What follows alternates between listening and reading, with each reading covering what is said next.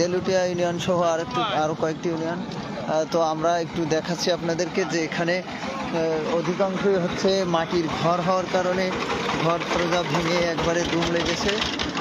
থাকার কোনো পরিবেশ নেই। মানুষ দেখতে পাচ্ছেন সবাই, এই যে বেড়িবাঁধ, ওপাশেই নদী দেখতে পাচ্ছেন।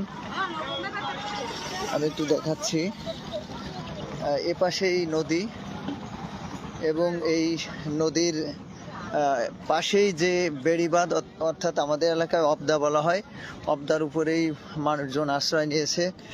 কেউ কেউ দেখছেন সকালের খাওয়া দাওয়া এখনো সারছেন। এবং এদিকে যদি দেখাই যে ঘর দুমড়ে পড়ে আছে, এবং আমরা আসতে গিয়ে পথে দেখতে পেয়েছি যে অনেকগুলো কাঁচা ঘর ভেঙে পড়ে আছে। হাঁস, মুরগি, গরু, ছাগল সবই রাস্তার উপরে এভাবে ছড়িয়ে ছিটিয়ে আছে, দেখতে পাচ্ছেন। তো আমরা এখানের সার্বিক পরিস্থিতি দেখার জন্য চলে আসলাম কিছু ত্রাণ সামগ্রী নিয়ে। আমরা চাচ্ছি যে এই ত্রাণ সামগ্রীগুলো আপাতত যে পরিবারগুলো এখনও আটকে আছে পানির ভিতরে, আমরা খবর পেয়েছি অনেকগুলো পরিবার পানির ভিতরে আটকে আছে, যারা আসতে পারতেছে না এই বাঁধের উপরে। আমরা নৌকা নিয়ে এক্ষুনি রওনা